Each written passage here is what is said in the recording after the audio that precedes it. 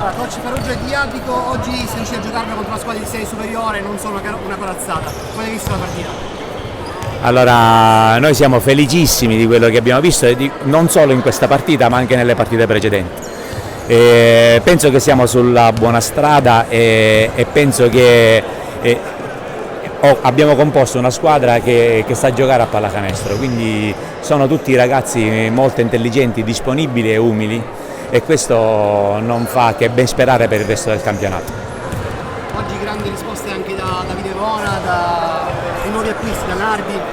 Sì, siamo contenti della loro prestazione perché hanno dato veramente il loro supporto, hanno dato tutto, sono stati anche trascinatori nei confronti anche degli altri, ma non dimentichiamo anche la grandissima prestazione di Lucio Salate, che è stato veramente un gigante in tutti i sensi, sia in difesa che in attacco. Purtroppo è stato penalizzato dai falli, però siamo veramente contenti per tutto quello che hanno dato i ragazzi.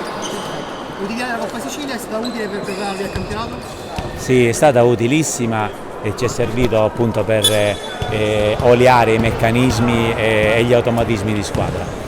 Siamo felicissimi e sicuramente sarà un'esperienza, se lo rifaranno, che ripeteremo con piacere. Grazie mille. Grazie a voi.